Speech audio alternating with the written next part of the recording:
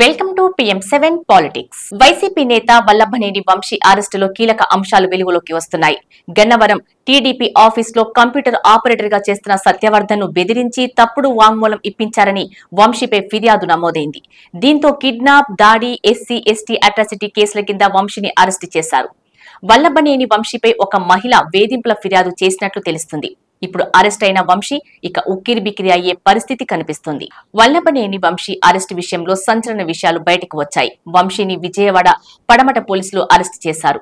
Hyderabad రాయదుర్గంలోని my home భుజాలో ఉన్న ఆయన్ని SC/ST atrocity కేసులో అరెస్టు చేసి విజయవాడ భవానీపురం PS కు తరలించిన పోలీసులు అక్కడి నుండి మరో వాహనంలో వంశీని కృష్ణలంక PS కు తరలించారు. గన్నవరం టీడీపీ ఆఫీసులో కంప్యూటర్ ఆపరేటర్ గా చేస్తున్న సత్యవర్ధన్ ను బెదిరించినట్లు కేసు నమోదు చేశారు. దీంతో కిడ్నాప్, దాడి, SC/ST అట్రాసిటీ కేసుల కింద వంశీని అరెస్టు చేసినట్టు తెలుస్తుంది.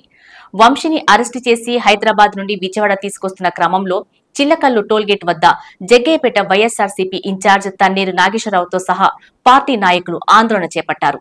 నందిగామ వద్ద వంశీ భార్య ప్రయాణిస్తున్న వాహనాన్ని పోలీసులు ఆపి ఆమె వద్ద ఉన్న సెల్ ఫోన్ ను స్వాధీనం చేసుకున్నారు. ఆ తర్వాత హైదరాబాద్ తరలించారు. వంశీ భార్యతో పాటుగా ఓ మహిళా కానిస్టేబుల్ ఉంది. వల్లభనేని వంశీ అరెస్టుపై మొదటి నుండి టీడీపీ కార్యాలయంపై తన అనుచరులతో కలిసి దాడి చేసిన కేసు నమోదైంది. దీనిపై కోర్టు తీర్పు కూడా రానుంది. ఇంతలో టీడీపీ కార్యాలయంపై వంశీ తన అనుచరులతో కలిసి దాడి చేసిన కేసును ఉపసంహరించుకున్నాడు. దీని వెనుక హైడ్రామా చోటు చేసుకుంది. కిడ్నాప్, బెదిరింపులతో వంశీతో సహా మరో 5గురు సత్యవర్ధన్ ను బెదిరించి ఈ కేసు విత్డ్రా చేసుకునేలా ఒత్తిడి చేశారని అతని తల్లి, తండ్రులు ఫిర్యాదు చేశారు. సత్యవర్ధన్ పై దాడులకు తెగబడ్డాడని, కిడ్నాప్ చేశారని వంశీపై పోలీసులు కేసు నమోదు చేశారు. సత్యవర్ధన్ సోదరుడు కిరణ్ వంశీపై ఫిర్యాదు చేశారు.